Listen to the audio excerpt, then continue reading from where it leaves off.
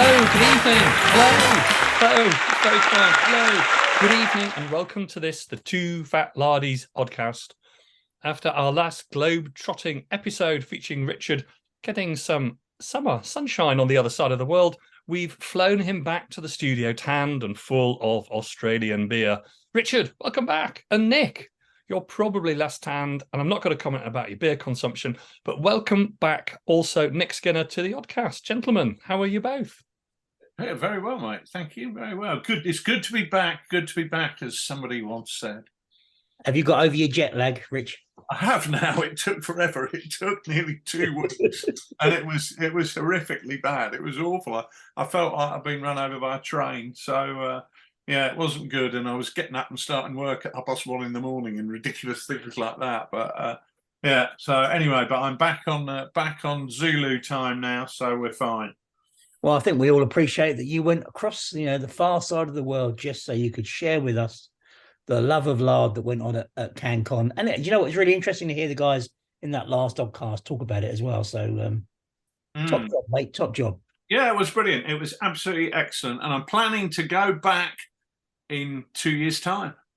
So I'm actually already looking forward to it. To be honest with you, it's really odd. I actually feel like I'm missing Australia, which is strange in a way. But, normally you go somewhere for 2 weeks, really enjoy it, come home and think, right, it's nice to go, but it's nice to come back. But I'm actually missing it. It might be that I'm missing my daughter, actually, because we had a really nice time out there. So that's probably what it is. But it was great. I really loved it. It was good fun. That's fantastic. Well done. Well done. It's good to see you back as well.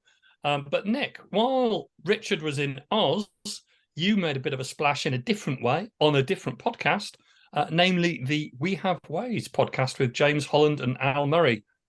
Now, We Have Ways is, of course, a World War II podcast, but you were invited specifically to talk about wargaming. So probably not the easiest gig, I'd suggest, but tell me about it. I thought it was great, but tell me all and everyone all about how you found it. I didn't really know what to expect, Sid, to be honest. I think, we just had a wide-ranging conversation about what wargaming was all about. The guys didn't know much about it. Yeah, they've got a fairly successful podcast. I think they get just 1 or 2 more downloads than us, but not that many. So it was it was quite nice to speak to a different audience. And yeah, I didn't know whether we were going to be talking about airfix toy soldiers or von Reiswitz or exactly what level we were going to go to. But we got some very good feedback from it, which was lovely. And I think we kept it family friendly, which is why I'm sure it's why they asked me, because I'm the more family friendly member of the bunch. Without doubt. Wanker. I didn't hear any of that language. It was nice to deal with professionals, I have to say, to be recognised as a professional and to associate with one's own kind. It's very good. And I thought there's that proves the point. So you get none of that going on in a professional podcast. That's true. But I was going to say, and the feedback I've heard has been really positive, mate. So well done to you. Yeah, I thought you flew the flag really well, Nick. I thought it's always difficult talking about the hobby, especially when it's to an audience of just general listeners, albeit those very well versed in World War II matters. And I thought you did really well. So congratulations on that. Thank you, mate. Yeah, it's fueled by what we did at Arnhem, of course. I think that was probably the catalyst for it all. But they've got quite a community, and they have a festival later in the year. And we're very much hoping that we can have a war game presence at that. Yeah, we've got some ideas there. We're planning. We have a plan, and we're working on it. But it should create a bit of a bridge between history and wargaming, and to allow us to introduce people who've got that interest in World War II history into the world of wargaming by a easy entrance method, so to speak. But so we'll see what happens there. Lots of planning to do. Yeah. And talking of planning and other things, Richard, I think your travels didn't end in Australia, because I think I saw photos of you in Bristol last weekend for Winter Wonderlard in the sumptuous accommodation of Bristol Independent Gamers. So how did that go? Yeah, really good. Nice to be back on the road again after having had the Christmas break and going away. A great games day there. I wasn't sure if I was going to be able to make it, but I was able to, and I acted as the sidekick to Gareth Lane. So in many ways, he was the Paul Daniels of wargaming, and I was merely a Debbie McGee there just to look beautiful and keep everybody amused. I went along and helped Gareth with his Hollywood-style World War I game, which was very Hollywood indeed. So that was great fun. It was good. It was good, and it was great to see so many people there. I mean, I was there at Big last year, and it was a really good do. But this time, it was packed, and it was literally wall-to-wall wargamers. You needed a shoehorn to get any extra people in there. So great venue, smashing curry afterwards, few pints, nice to have a few beers, and sit down and chew the fat with fellow gamers. So yeah, really nice to be back on the circuit, and especially nice to be down in Bristol. Lovely bunch of guys, and real big shout out to David Hunter for organising that so well. Did a great job, and Reg from Dagenham, who organised the curry. Nice. There seemed to be some great range of games on display as well. So there was some great stuff, mate. Great stuff. Tremendous. Chain of Command, Star Wars, all sorts of bits and bits. Raiders of the Lost Ark with, I think, Chain of Command, all sorts of things. Really good fun. A Golan Heights game played with Charlie Don't Surf. Woohoo! Brilliant. I mean, that is remarkable. It looked great. The Golan Heights game looked excellent. I mean, Steve Lees put on a really good game, and it was an unusual subject, especially with those rules. But from what I could see, it was fantastic. And hats off to everyone who participated and who played and put on games. But looked a really good event. So well done, both to Reg and all. A big first outing for Midgard at the Lard event. James Morris took that down there and wowed them in the aisles, so to speak. There was loads of really great feedback on Midgard, which of course is a project which is now fully underway. We are getting that ready for layout, so very much Dark Age, early medieval gaming, but also it's a real sandbox. You can take that into fantasy as well if that's your bag. You don't have to, but you can. So that's we're working with an art studio who are doing all the artwork for that at the moment, which is great.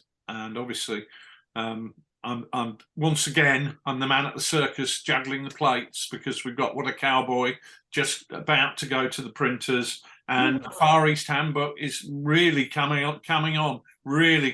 That's being laid out as well. But at some point, I'm going to have to slow down, either voluntarily or involuntarily. And I think I'd prefer it was the former, because I really want to get these things finished before I die. Well, that's preferable to do it that way. Yeah. Well, let's move away from the circus and various trips. Death. Good to move away from that particular subject, as well as the circus and plate spinning. Yeah. We were going to, in fact, wander away in the direction of the workshop. No, but I'm not really sure. No, yes, I've done nothing. I've done nothing, and I know that lazy bugger hasn't, because he's been working on Arnhem. So yeah, I've been writing lots of that, ever closer. But the I bought some sailors, hey ho, for my MTB, for my motor torpedo boat, my World War II sailors to go in my commandos. I bought a load of those. Nobody's interested, mate. We're not in the workshop. We're not going there either. Tell us. That's all I've done. Yeah. Well, I think we won't be going to the workshop then, because although I've been steadily painting, I literally haven't had a lot of time to do it over the last few weeks. And it doesn't sound like you two have much memorable things busy. to describe. The best bit on my bench at the moment is dust, because I haven't touched it. Well, let's let that grow for another month. But instead, I think what we can do is move away from the workshop, perhaps back to the studio, or indeed the sofa of contemplation, where we have a big issue awaiting us. No, it's the couch of contemplation. It's the sofa of sincerity. Yeah, the couch of contemplation. Can we have your jingle first, though? Why not? Sydney Roundwood's sofa of sincerity. Sydney Roundwood. He's got red trousers. Welcome back, everyone. We ourselves are sitting comfortably on the sofa, but it's been a while since we did an Ask Sydney show, but I have had a letter sent to me from David in Middletown in Delaware in the United States of America. And David says, Sydney, I must say that I really enjoy the Oddcast. It's a firm favourite with the small group that meets in my basement for our monthly gaming fix.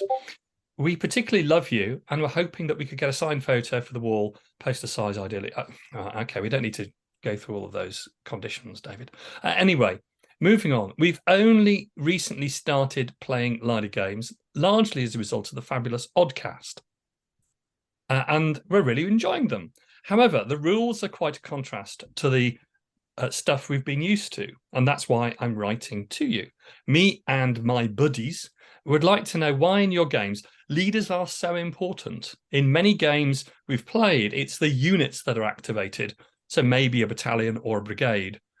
What we'd like to know is why you take that approach relating to leaders. Why is leadership important in your game design, and how do you bake that into the mix?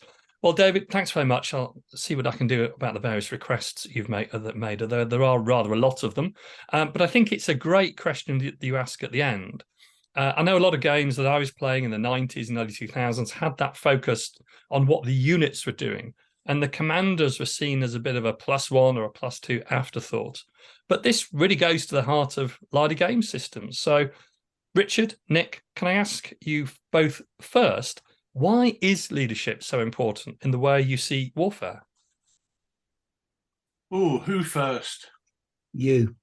Me? Okay. Yeah, you. All right. Okay, good. Well, that's. I'm gonna have a cup of tea. At least we can prove it isn't scripted. Okay, fine. Okay. Well, I think there's two issues here.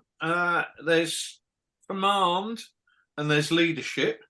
There can only be one commander, but many leaders are there to make their job easier and to, if you like, be the pulses of energy that animates the body of a whole. When you read military history, and specifically unit histories, you'll find that all of them will have accounts where people are named, and this happens because either they've done something incredibly brave, but more likely because their leadership is making a difference on the battlefield. So hold on a minute.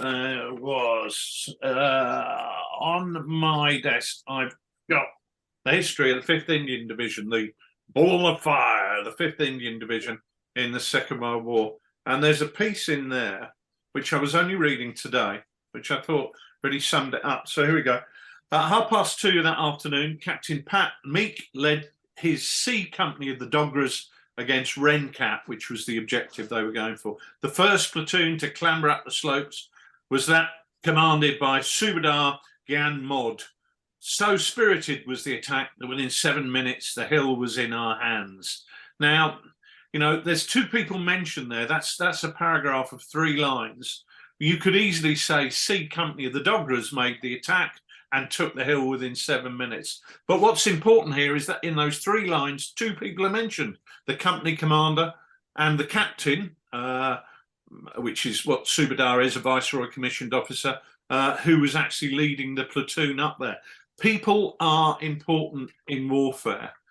Soldiers are taught drills to allow them to operate efficiently and effectively. Let me put that book over there. The soldiers are taught drills so they know what to do on the battlefield. And that demands skill, but leaders are trained to use those drills to meet the objectives that they've been given. So the men become a tool, if you like, in the hands of those leaders. And whilst it demands skill, the latter also demands decision-making and choices to be made. If we purely represent the unit, then we can represent how they fight, but what we're missing out on is what animates that body, specifically the command decisions that are being made by the officer commanding the unit, be that a section or a platoon or a company or a battalion or a whole army. So I think without representing the leaders in there, you almost have this Frankenstein type monster that lurches about, but you don't understand the dynamism, that the leadership, if you like, are the sinews that hold the whole thing together.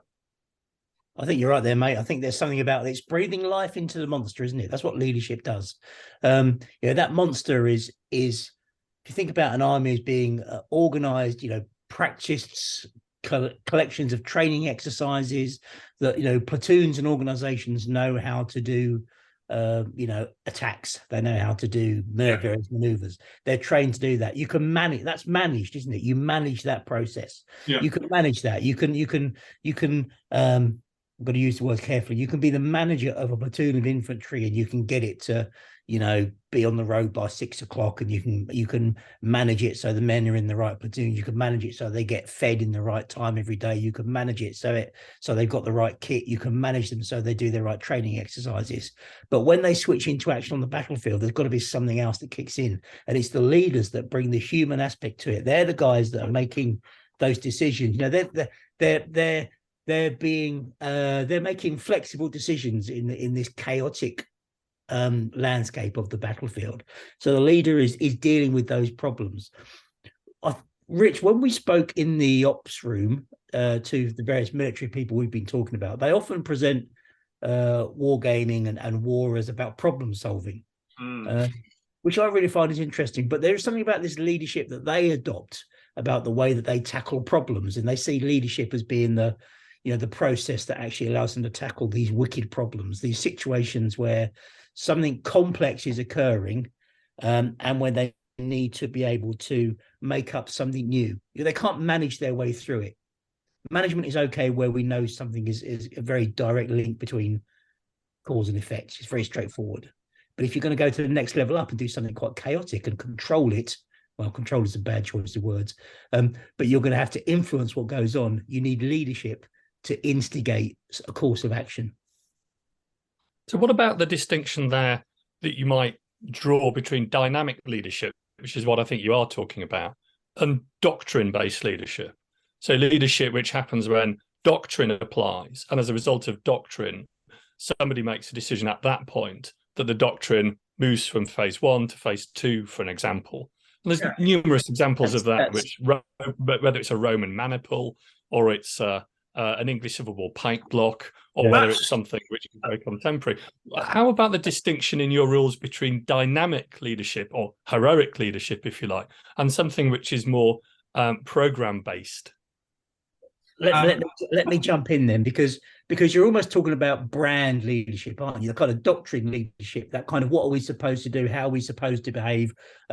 It's the kind of, what does a leader look like? How does a leader behave? What kind of like a performance leader. So something like Nelson, for instance, dress the part, look the part, work collaboratively with other people outside of the battleground to make sure that they know what they're going to do and what their intent is when they're close with the enemy. So Nelson's really good at that. He's very good at sort of bringing his commanders together, giving them the whole band of brothers spiel about how we are going to behave, how I want you to behave. What's the doctrine of being a captain in Nelson's fleet? He's really good at showing leadership in that way, but it's a different type of leadership to the guy who is on the ground in front of his platoon in the field in Normandy, where actually, one of the prime things he's there to do is kind of reduce the anxiety of the situation and actually make a definite pathway through this complex environment where he's doing a different thing. Does that make sense? Yeah, I think the point I was going to make was about what Sydney was saying about training, skills and drills.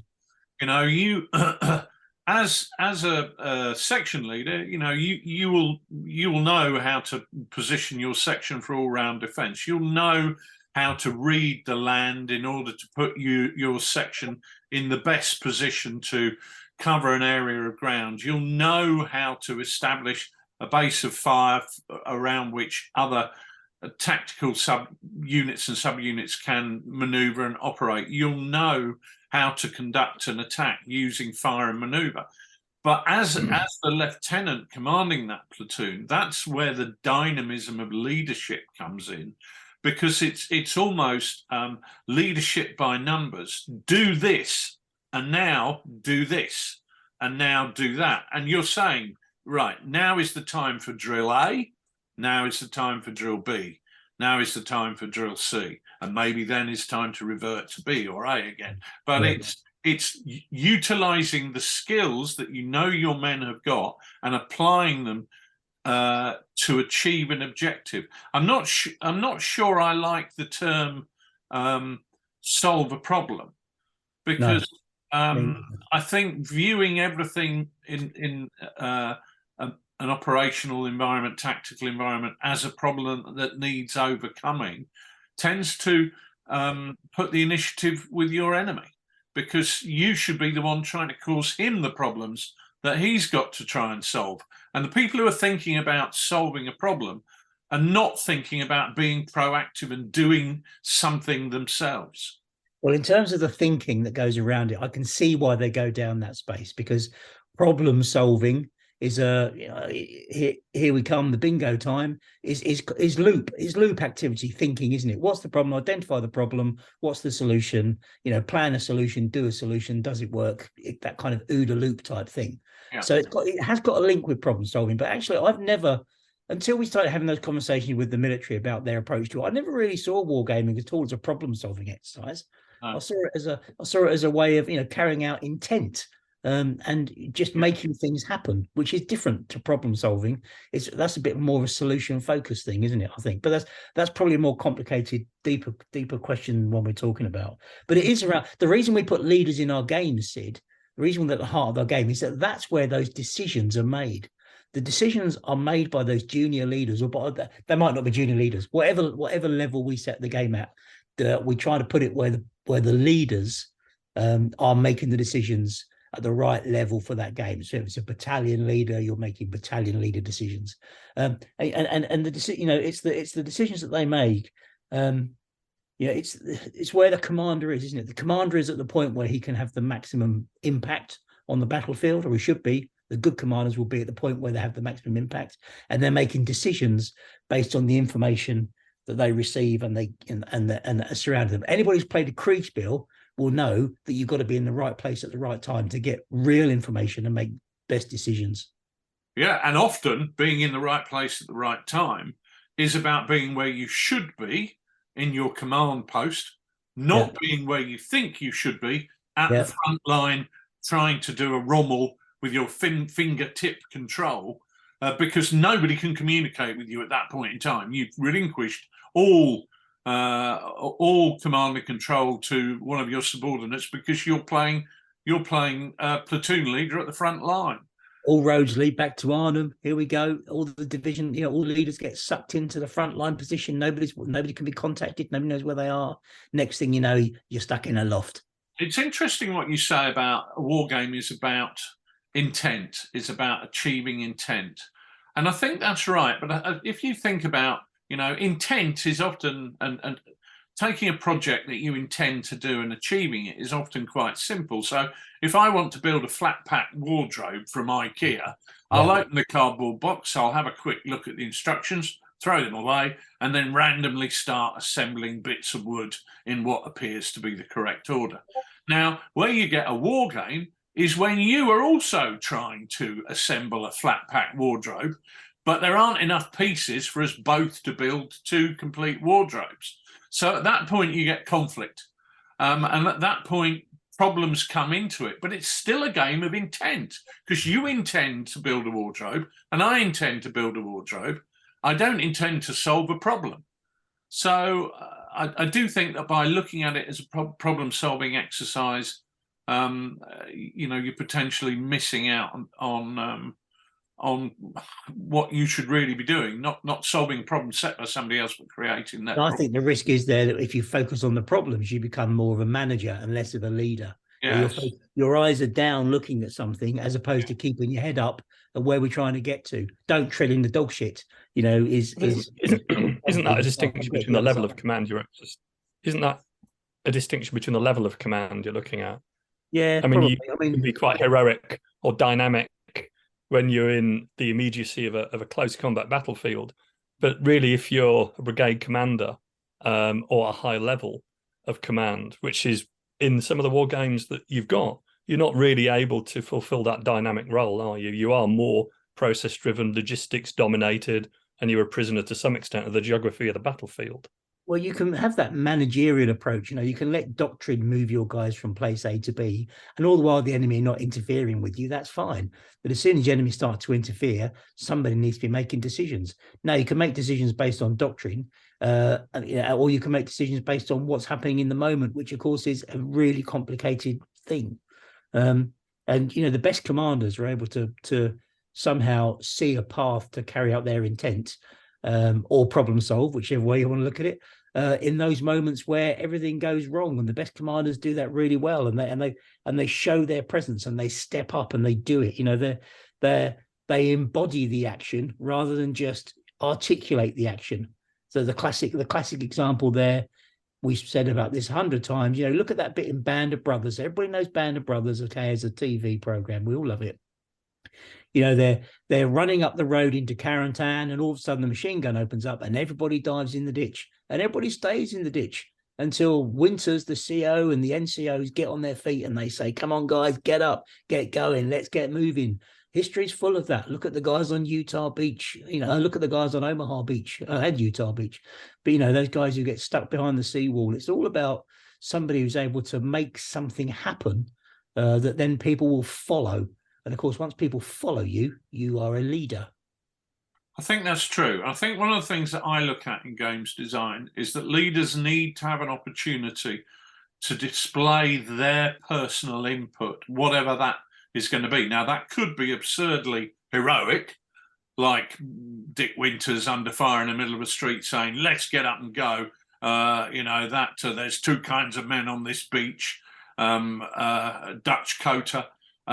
Doing that, or it could just be conducting a good basic skills and drills, fire and movement attack. If I'm a junior leader in chain of command and I'm able to put in the perfect fire and movement attack using my section, there's a thing of rare beauty watching that happen. Or it could be rallying your section in a moment of maximum stress and keeping them actually fighting in there when they're under duress. But I think that's one thing. But let me just finish this, Sid, if you don't mind, because I think this is also true for the commander. They need to be able to make their input equally heroically. Possibly they need to be at the point of decision at the right time, as we've said, in order to exert influence. Be that Rommel crossing the Meuse in an inflatable boat, or be that Monty in a caravan and not drinking or smoking. But what they also need to be doing is making command decisions. Now, in chain of command, you as the player take on the role of the platoon commander, and those command decisions for you are how you put together a good run of play using your command dice. That's the command decision. I can't do everything I want to, so what am I going to do in order to achieve my objective, to achieve my intent, not solve problems, achieve my intent. Let's stick with that.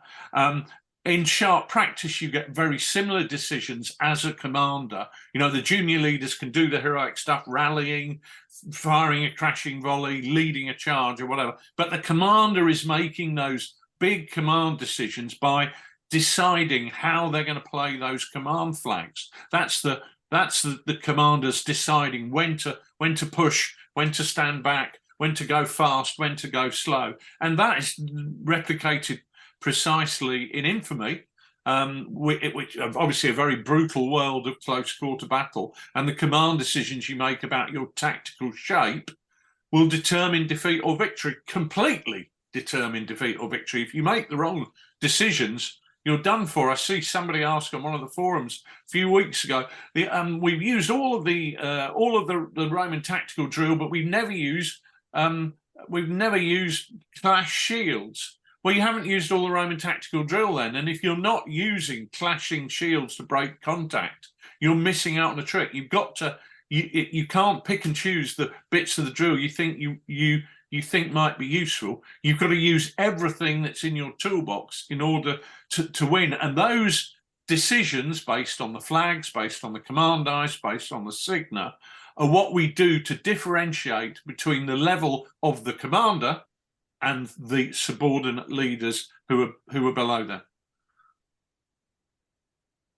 And Sid, if I can add to that, then, because it's about those, something I read today about the tactical actions of junior officers and NCOs, that can snatch victory from defeat by doing these apparently small things.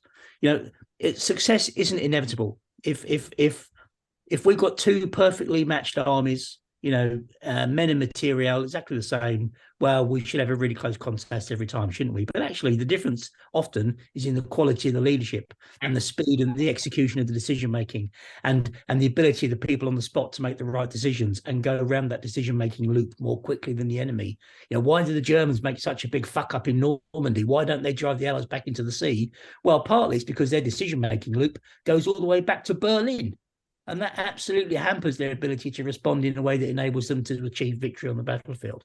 There's lots of other stuff in there as well, but it's an example of it. It's that freedom to act that leaders have, and where leaders are in an environment where they can make those decisions, where the culture, if you like, of the army that they're in allows them to act in a certain way.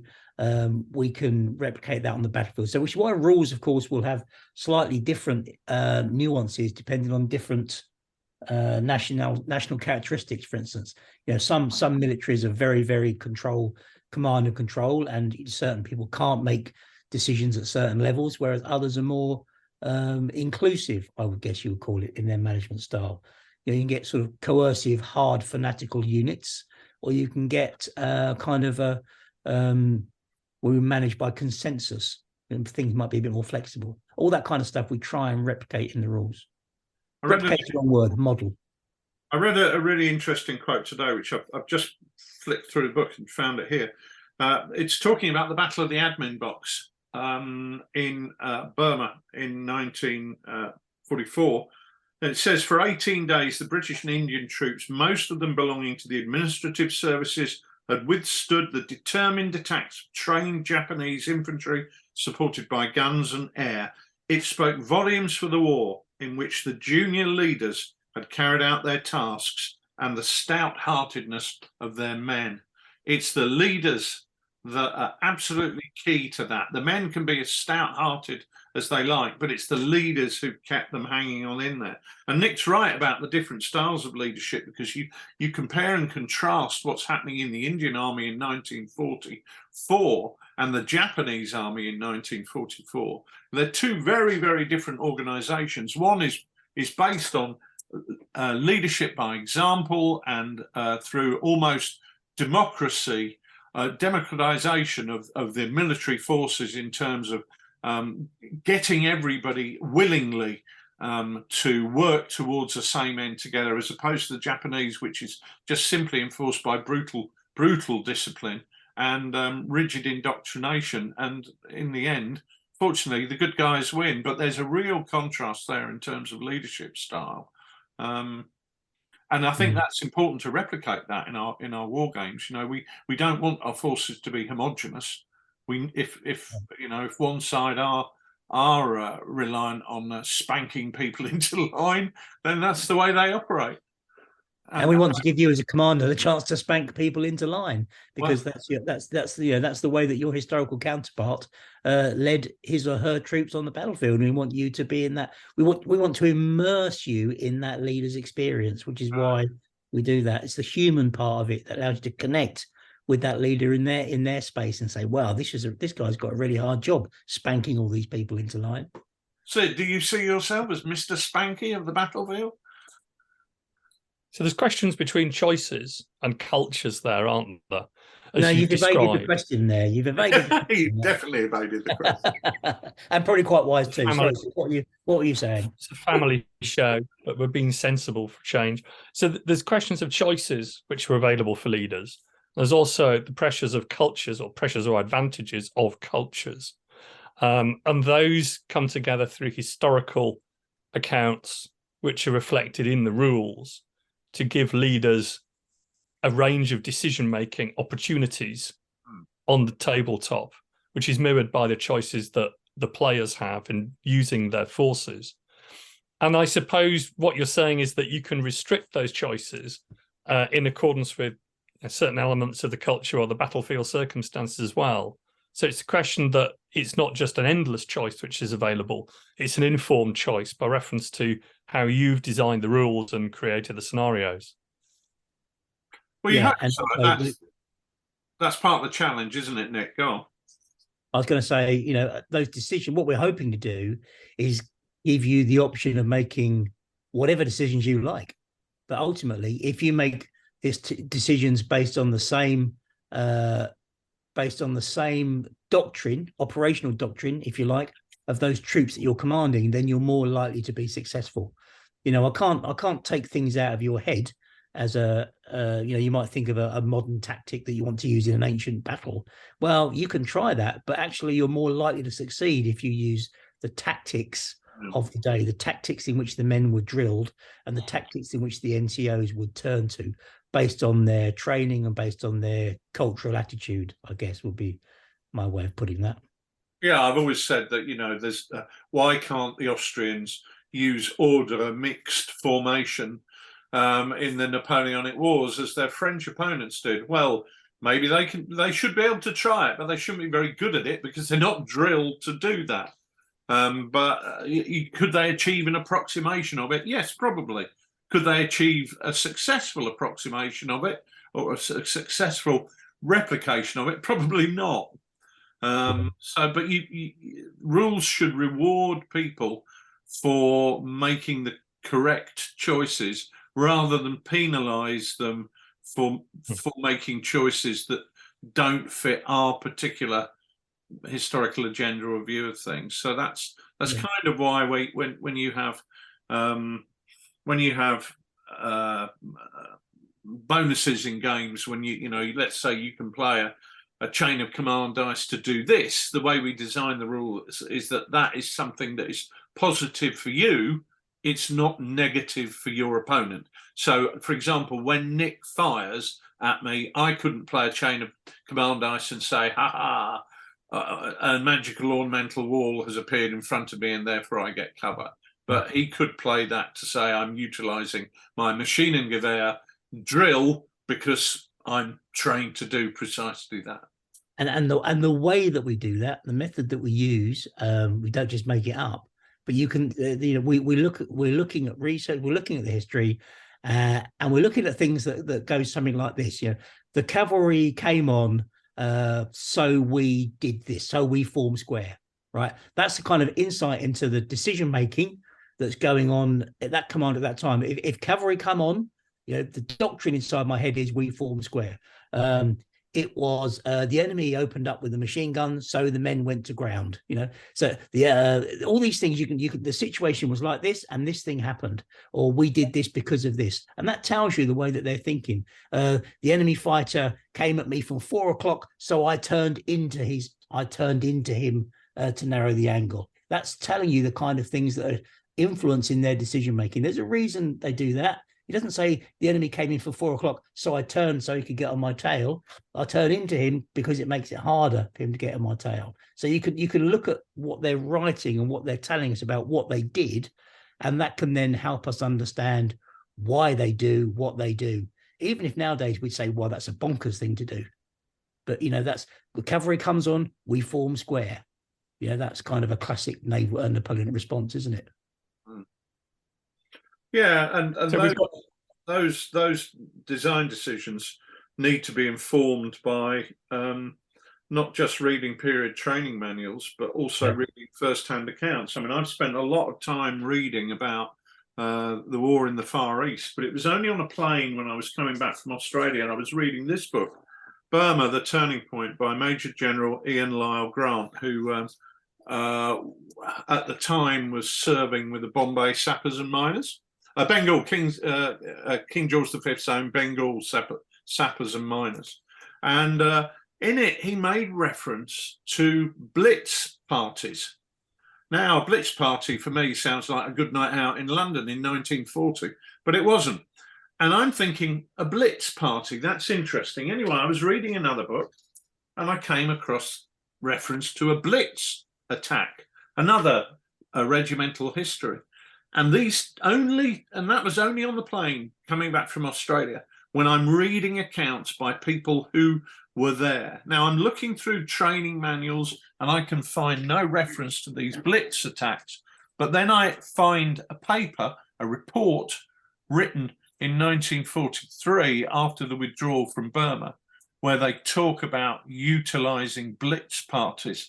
And by doing research and reading a lot of books at ground level, I've been able to determine exactly what this tactic was. And it was a drill that was used regularly by the heavy use of automatic weapons in a dedicated party to go in there and use vast firepower at the key point.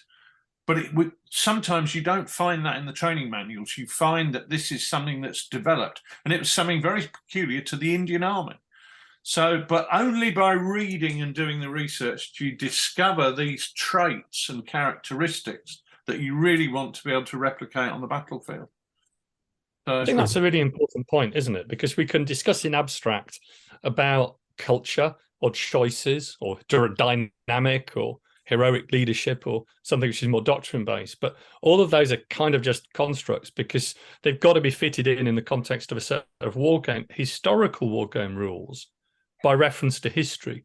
And I think that's the difficult part in designing scenarios and establishing the baseline and the set of rules, because you've got to understand the history, and the history kind of informs everything.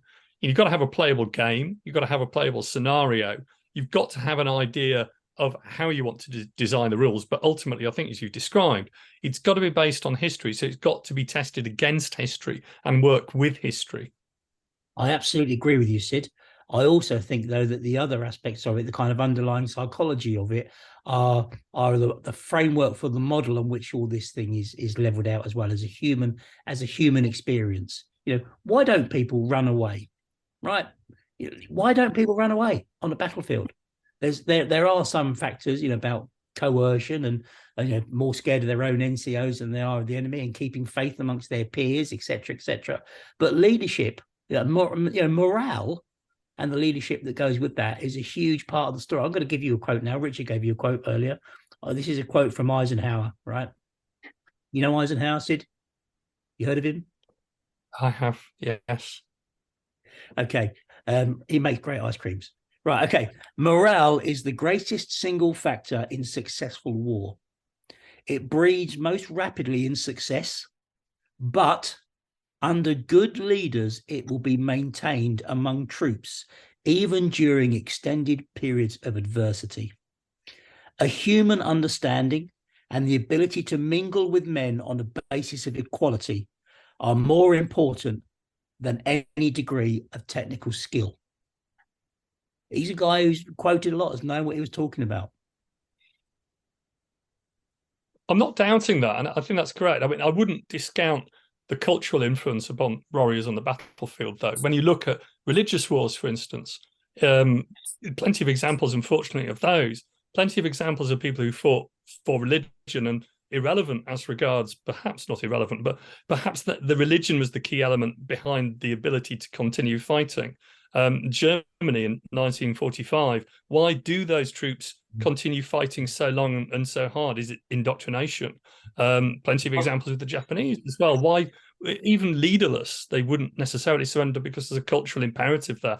I'm not saying this is denigrating the role of leadership, but I think there's that cultural element which comes from history continually reinforces how you're placing leadership in your games, I would imagine. The reason I emphasize it, Sid, is because it answers the question that was asked. Was it David that asked the question? We beat the enemy by inflicting a morale victory over him, by breaking his morale. The way we beat his morale is by our leaders doing a better job than his leaders. Ultimately, is what that's kind of saying there. Good leaders will maintain morale among troops even during extended periods of adversity. So it's the leadership that makes a massive difference. It makes me able to retain my men in the field under duress for longer than you. And how do we win a game of chain of command? How do we win a game of sharp practice? How do we win a game of infamy?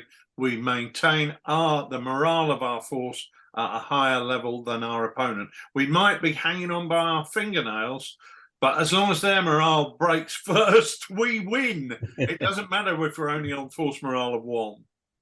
But your morale is not purely influenced in that game by reference to leadership, is it? Your morale is also influenced, I think you described it earlier, as being national characteristics or cultural forces, or indeed the provision of logistics and ammunition on the battlefield. There's a number of elements which go together with leadership. Leadership may be the key component or one of the key components, and it's vital to replicate that. But your rules just don't focus on leadership. They also focus on other forces as well. But those other forces are fixed forces in any one game. The thing that is not fixed, that is variable, is force morale based on the input of the leaders stopping their troops breaking, stopping their troops running away. Everything else is almost fixed. And force morale, though, isn't that influenced by units, Rich, route? Yes, but it's the leaders who stop the units routing. Nothing else can stop a unit routing. Without a leader there, the unit will break and flee relatively quickly. With a leader there, they will hang around for longer. Sid, let me ask you a question. Why did officers in Normandy, for instance, remove the rank insignia from their uniforms? Well, because they would be a target otherwise, I would imagine. Why did you target the enemy officers? Because without the officers in NCO... I'm not disputing that, to attract command and control. Yeah. I'm not at all suggesting that leadership isn't perhaps the key element, but there were other key elements as well, which relate to the ability of, why have you got a situation like with the 12th SS in Normandy? And I'm not an expert on that campaign, but why are they fighting so hard? Are they particularly ferocious when the Canadians encounter them? Well, it's about coercive control, isn't it? Really, it's kind of to what extent they're coercively controlled to behave like that. Yes, but to a degree. Well, is their leadership good? Hands up. Who's going next? Me. To a degree, the 12th SS are actually fighting for the same reasons that religious fanatics fight. It's just a different form of religion. They've just been brainwashed into believing this new doctrine. And they believe all of the nonsense that the new doctrine spouts out. And if you look at the fall of Germany in 1945, as I've been doing some reading on it recently, you find that you've got mass suicides of people who actually believe that life wouldn't be worth living without National Socialism in their life. I mean, God Almighty, get a life. But that's it. Sometimes these things take on the form of a new religion, and you get a combination of that with Bushido and the whole Japanese militarist fascist movement. The other thing that's really important about the way that leaders influence and why, again, we should think about leaders, especially in our campaign environments, is the duty of care that goes with leadership.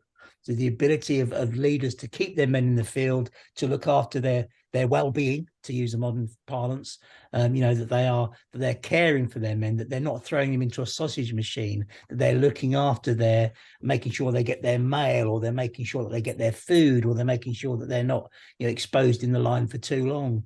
And that's really important. And I think we must not overlook in our tabletop games the importance of that has in the way that the men therefore regard the officers, and in certainly the campaign aspects of in the campaigns for chain of command, where we have the ladder and the officers. What does the commander and the men think of you? That's a really important thing. Yeah, that is key, and it is important, and I think that's what sets aside campaigns as being in a totally different league to playing one-off games, when you have to consider those things. I mean, I'm currently playing Operation Martlet and commanding the British, and my men think I'm a complete tosser. And my boss is not convinced and is limiting the amount of support that I can get. Whereas the Germans are getting champagne and hot dogs delivered every 10 minutes based on my performance. And if you look at any of the classic texts, like Sidney Jarry in his 18 platoon, or with the Jocks with Peter White, it's all about that. It's almost parenting, isn't it? They almost describe it as parenting of these men under their command who potentially are older than them in many instances, but they've got this responsibility towards them that's so important that we must somehow make sure that that's built into our campaigns. And that's the point I was making about almost the democratization of the military, where, you know, everybody is valued equally, whatever their rank and status, which is not something you see replicated in the armies of totalitarian governments then or today. And that recognition of the everyday guy is what the great leaders do really well. You know, Admiral Nelson was able to spot sailors that he'd served with lining the streets when he was walking around because he recognized them from the Victory, and he'd call to them and say, you know, "Hello, Jack, how are you?" or whatever. But Don't come anywhere near me. That's right. He had that ability to connect, and the great leaders, of course, have that ability to connect and spark a passion inside their men that makes their men follow them anywhere. Do you have men following you who you've sparked a passion for, Sydney? Very frequently, in fact, yes. It's almost a problem, but we're not talking about me at the moment. You're a great leader, though, Sid. You embody so much of what we're talking about. So, Lord above, I wouldn't have thought that. Well, that's really interesting. What I'm fascinated by is this discussion relating to taking those ideas which we've talked about, and what I really love is to try and integrate that with history, because I think history endlessly fascinating, and the story of people in war tragic and fascinating, but trying to integrate some of the reading that we have into wargame rules, I think, is one of the huge joys of the hobby. And I'm constantly, you know, fascinated and delighted by the things that you've found in your reading and which you've integrated in the rules, which we know so well. I mean, what I'd like to do for the last part of this podcast is really move perhaps to the library and look at some of the books that illustrate what we feel is the real Lardy view of leadership, you know, whether it's excellent leadership or indifferent leadership, whether it's leadership which overcomes cultural barriers to really inspire the troops under control, or whether it's elements of leadership which really demonstrate choice on the battlefield. Who's going to go first with that? So I know you're both big readers, and I know that we prepared this in advance. So I think this is a really important part of completing the circle, so to speak. Well, that's interesting. As we stroll up to the library, it's nice to be going back, and I have been spending an awful lot of my time in there recently. I think that command and leadership almost demand two different types of books. So one can read, well, we've got it here, Slim's Defeat into Victory. And it's great to get a commander's view of the war. And what's interesting about Slim is that he doesn't come from the traditional British upper classes. He comes very much from a middle class background, but he still manages to make his way absolutely to the top of his profession. And you can read that to get a commander's view of war. You can also read something like the recent publication, a very good Command by Al Murray, which is actually a book of essays, I think, each focusing on the command style of a particular Allied commander. And it is nice to see a book about command that doesn't focus on the Third Reich, but does focus on the people who actually won the bloody war. Or you can read something more academic to look at how command actually influences outcome in terms of what it does, not necessarily on the battlefield, but in shaping the unit or the units being commanded. And I'm going to choose one of the latter, which I did actually read a quote from very shortly ago, which I'm just finishing off at the moment. And it's got a snappy title, The Jungle, the Japanese, and the British Commonwealth Armies at War, 1941 to 45. And it's by T.R. Moorman. And T.R. Moorman is a freelance writer, previously held various appointments as lecturer and research fellow in the Department of War Studies at King's College London, blah, blah, blah, and at the Staff College in Camberley, which, of course, is no longer there. So, but that is an excellent book. Now, I could take issue with the title, specifically the use of the word Commonwealth, but we'll forget that for now. But it's one of the most comprehensive account of how lessons were learnt and how British Empire forces effectively completely reformed and rebuilt themselves in order to defeat the Japanese. But of course, they didn't do that themselves. That was done as a result of leadership from the very top, who said, we've got it wrong, we need to get it right. How do we go about doing that? And you look at the campaign in the Arakan in 1943, one of the things they'd identified, and this is almost counterintuitive, is that when the Japanese invade Malaya in 41, when the Japanese invade Burma, and the campaign in Burma in 42, what's happening is because the British are a thoroughly modern army with motor, more to the point, the Indian army and the army in Burma are thoroughly modern armies where everybody's got motor transport. They think they're tremendously modern, but it ties them completely to the roads. And the Japanese, who are not a modern army, don't use the roads, and they go around them, they cut them off, they isolate them. So in many ways, the British recognise that modernity is a disadvantage. They go to animal-based divisions where they're using mules to do all their transport, and they reform with these divisions where they've got the mules. So they've done part of it right, and then they get beaten hollow in the Arakan in 43 because they haven't got the training right. But it's an interesting book that focuses on that journey where you've got to get everything right before the whole thing works together as a whole. So that is a great book for looking at command. For examples of junior leadership, there's no better place than battalion or regimental histories. Now, these sadly are increasingly hard to get hold of. Libraries tend not to want to stock books on war, and if they do, they want to stock modern ones, understandably, like Al Murray's Command. I'm sure is in most libraries now. But what isn't in most libraries are things like this, the Ball of Fire, the 5th Indian Division, the Fighting Cock, being the history of the 23rd Indian Division.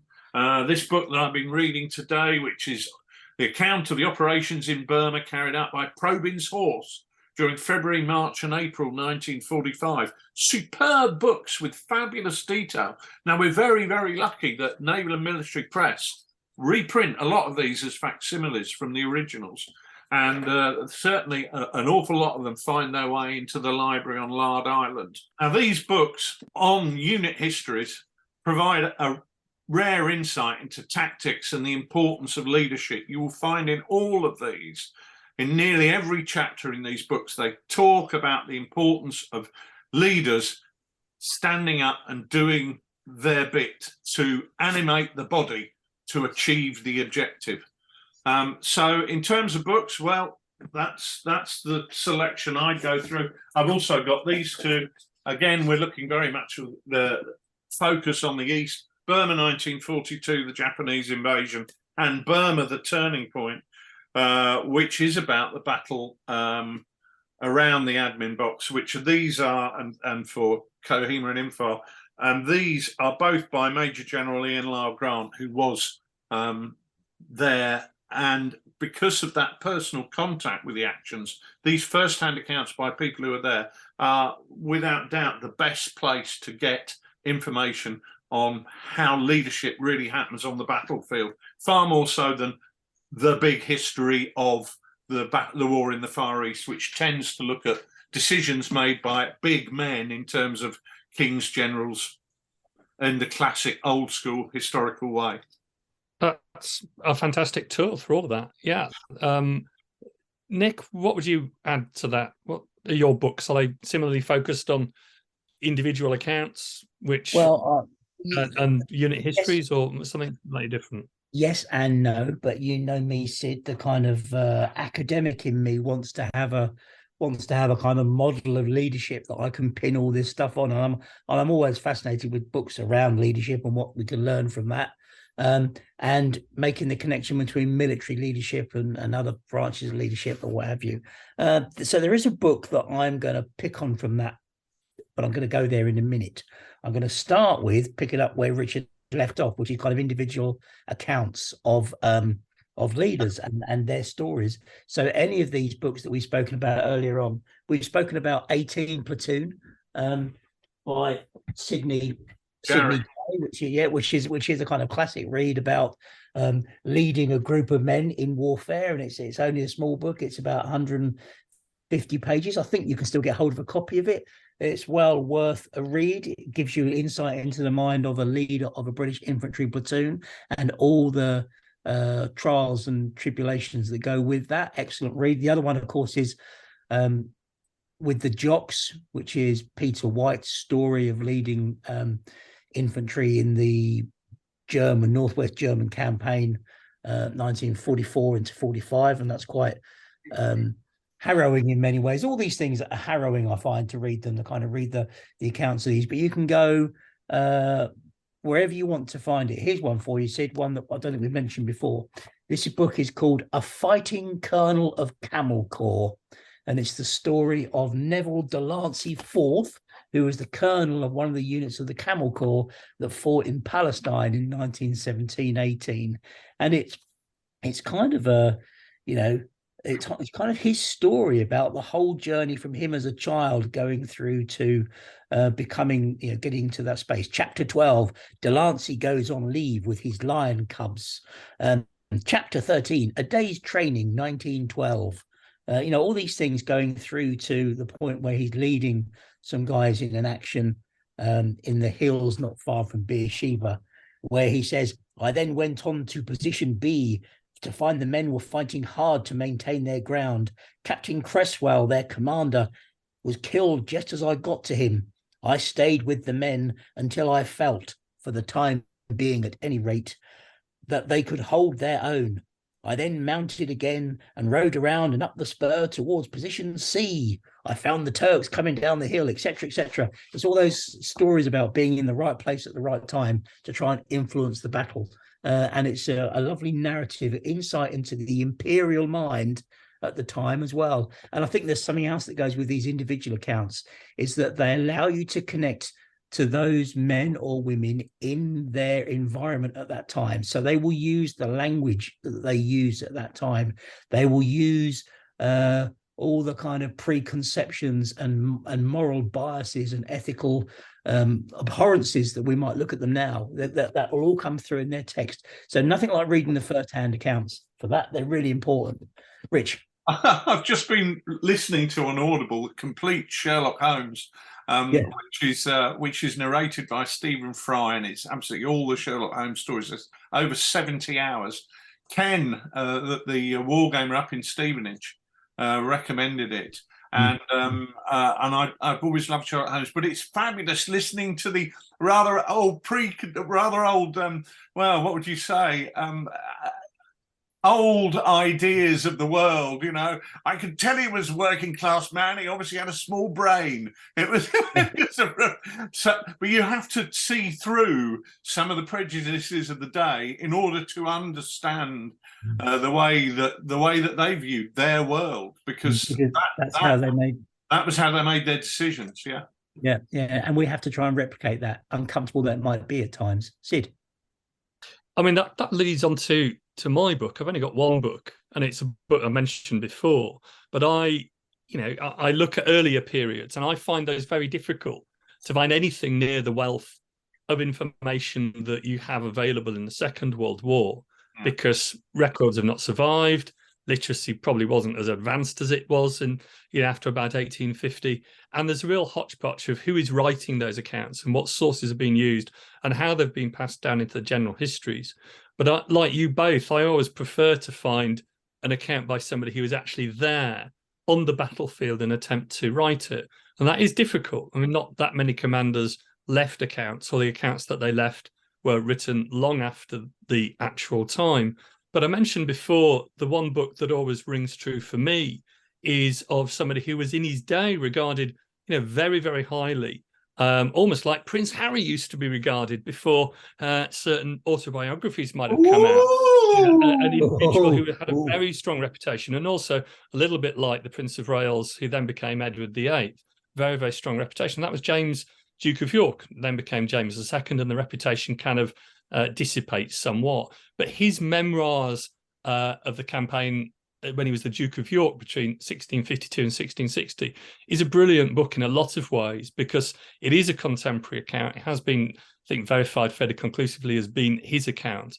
And he describes the things that are important to him. Now, he wasn't a particularly phlegmatic or charismatic commander in the way that you describe, but there are just elements within the story which he unfurls of how he is able to command a group of troops which are not of his own nationality. They are French or Spanish. They are not necessarily English. How he manages to control that force within the battlefield, and how he manages to attempt to influence combats which are taking place. So I think sometimes, going back to what I was saying before, how important it is to try and marry our history up with the rules we write. I think irrespective of the period that you're wargaming, whether it's the Second World War, whether it's a conflict in the mid-17th century, it's important to try and get that voice of leadership, not necessarily great leadership, but leadership, and then distill from that the elements that you want to really accentuate in creating the wargame rules. I think, Sid, I agree with you. Absolutely. I'd add that, of course, you have to be a little bit critically, you have to have some critical evaluation when you read some of these texts, because they're written often after the event. For instance, over the last few years, I've read just about every account of Arnhem that was written by any of the British leaders that were there, Horrocks, Urquhart, Frost, all that, plus Ed and others. And I can't find one of them who thought Arnhem was a good idea. None of them say, well, of course, we all knew it was going to be a terrible thing. But, so you have to bear in mind that they have a kind of axe to grind in some of this as well. And they tend to legitimize their actions on the basis of, some pervasive belief at the time or something, Rich. Yeah, and that's why you can't look simply at the works of the big men of history, that big men theory. You have to read the Sidney Jarrys of this world, men who are commanding a platoon, because they're not interested in the big picture. They're just telling you what happened on the ground as they perceived it. Now, you can't ignore the big picture history of Slim. You've got to read what Slim says about commanding the armies, but hopefully you can also read the divisional histories and then read the personal accounts, and then you get the full vista of what's happening. I'm going to give you a quote from Slim in a minute from another book, but you've touched on the second of the third book, Sid, that I wanted to share, which is a book written by Colin White, who's no longer with us, but he was Nelson's representative on Earth. He was once described as. He written a fantastic book called Nelson the Admiral. Now, Nelson is a go-to character for many sort of leadership studies, but one of the reasons for that, of course, he creates a fantastic brand, and he creates a whole brand of around himself that creates this whole state of being that actually great leaders are often very good at. Look at Napoleon. They're often great publicists.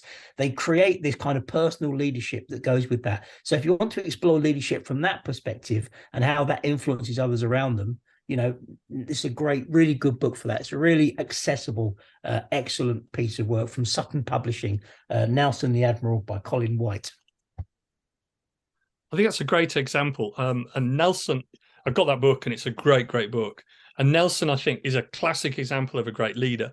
I think the one slight caveat I'd have there is that if one just focuses on leaders who are so adept as Nelson, one possibly doesn't really have the right baseline always for creating a set of role game rules. So a commander like Beatty in the First World War, who was living in the long lee of Trafalgar, I think is a perhaps more interesting character in some respects for a war games rule writer to look at. And you have that contrast between Jellicoe and Beatty, and also Shea within the same campaign, which have different metrics and abilities which fit perhaps easier within the frame of a war games campaign than somebody who's so totally on his game as Nelson, and perhaps even Collingwood as well. Now, I love you, Sid, because the third book I wanted to talk about would pick up on that, because the third book I want to talk about is the kind of the academic one, which I think is quite heavy reading. And in fact, when I first read this book many years ago, I thought it was a load of shit. I didn't like it. It just didn't. It was too mechanical for me. And kind of I thought it was kind of, it sort of disappeared up its own backside a bit in terms of its application of some of these models to its subject matter. But actually, when I reread it now, I'm probably so far up my own backside that I can understand it so much more neatly. The book I'm talking about is called Leadership, Management and Command, Rethinking D-Day. And it's by Keith Grint. Now, it's written in 2008, I think. He was at Cranfield, but now I think he's at Warwick. And he's actually written quite recently some interesting papers about leadership, management and command of coronavirus. But he's obviously got a kind of angle on leadership in the Second World War. He's written this very interesting book. It's interesting for many reasons, because it touches on a lot of what we've been talking about today. It looks in great detail about the leadership and command structures of the Allied armies on D-Day and the German army on D-Day. It talks about how great information on how officers were trained and how men were selected and how units, operated together. But interestingly, a few themes that we've had in this discussion are front and center in this book. The first thing that strikes me is that chapter number 1 is called Problems, Uncertainty and Decision-Making. So it takes it right back to that kind of leadership and command as being a problem-solving methodology, which I know we've kind of discussed a little bit. The other thing, Sid, it says that actually these problems exist in 3 forms. We have kind of wicked problems, which are kind of where we need to make up a new way of dealing with something totally creative. We have tame problems, which is where we can basically apply management to solve the problem. And we have critical problems, which is about an immediate response. Now, you talk about BT. BT is somebody who's using a kind of a management style to actually solve his tame problem. He's using control and preparation to fight his action. Nelson, of course, goes the opposite end of it. He's much more of a kind of wicked problem solver of creating something completely new to change and disrupt, I guess, the environment he's working in. So you get this it's kind of academic, but it's a really interesting way of looking at the stories that go behind that. And it's got a nice quote in it, Rich, that I want to share with you about Slim. That kind of ties everything up nicely, I think. This is the quote he gives from Slim. Slim says, "A clock is like an army. There is a mainspring, and that's the army commander, who makes it all go. And then there are the other springs driving the wheels around, and those are his generals. The wheels are the officers and the men. Some are very big wheels, very important. They are the staff officers and the colonel sahibs. Other wheels are little ones that do not look at all important. They are like you. Yet stop one of these little wheels and see what happens to the rest of the clock." So it's saying that leadership and command that goes right through to the sharp end is crucial in the way that an army operates and succeeds. And that's kind of at the heart of everything we've spoken about for the last hour, I think. Absolutely. So that's Leadership, Management and Command by Keith Grint.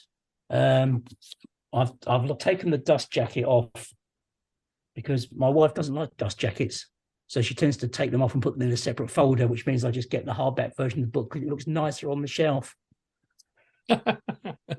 Well, I think we've got our books out.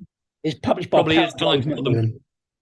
It probably is time to put those books back on the shelf now, and I think that's really all we really have time for this evening. I think we've covered that topic in a good amount of depth. So I hope to everyone who's been listening, that's been useful. And I think it's probably now time to say good night and to be played out, presumably, yes, they are here, by Roger Barraclough and the band. So good night, everyone, and I hope you enjoyed the podcast. Good night, all. Good night.